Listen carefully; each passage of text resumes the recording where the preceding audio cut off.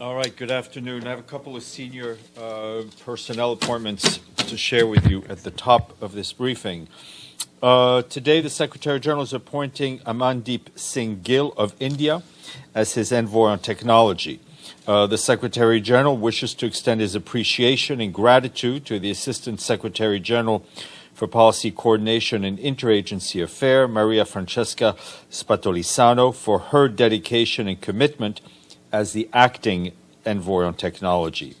Mr. Gill is the Chief Executive Officer of the International Digital Health and Artificial Intelligence Research Collaborative Project based at the Graduate Institute of International and Development Studies in Geneva. He had previously served as India's ambassador and permanent representative to the Conference of Disarmament in Geneva. You can find a lot more about him in his your inboxes and on the website as we're posting this now. Secretary General is also appointing Naveed Hanif of Pakistan as his Assistant Secretary General for Economic Development in the Department of Economic and Social Affairs. Mr. Hanif, who you know well as he's been in this briefing room quite often, succeeds Elliot Harris of Trinidad and Tobago, to whom the Secretary General wishes to extend his appreciation and gratitude for his dedication and commitment. Mr. Hanif is currently the Director of the Financing for Sustainable Development Office in the Department of Economic and Social Affairs here in New York.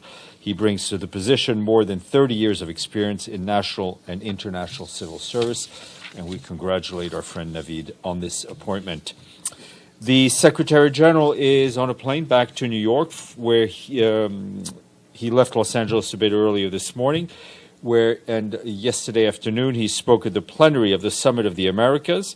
The Secretary General told the leaders gathered for the summit that it is essential to close the gap between the great potential of this region and the daily struggles faced by the people who call it home.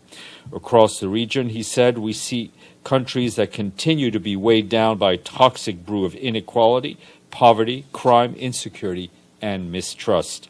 He added that the global consequences of Russia's invasion of Ukraine are rippling across a world already struggling with rising commodity prices, food insecurity, and high levels of poverty and inequality. The Secretary General proposed that we address the challenges we face by rescuing the Sustainable Development Goals and investing in all the systems that support people, from health and decent work to social protection systems and vaccines for all. He told the gathered leaders that every step of the way they can count on the steadfast support of the United Nations.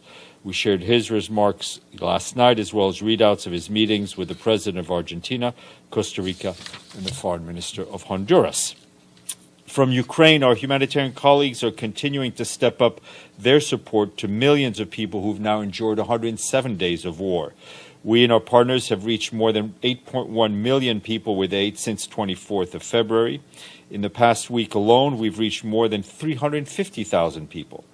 Over 6.7 million people have received food aid, while nearly 1.7 million have been reached with cash assistance, which is critical amid soaring prices of goods and shrinking job opportunities.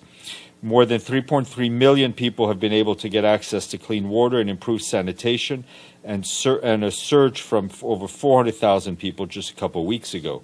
Additionally, 2.7 million men, women, and children have been able to access health care services.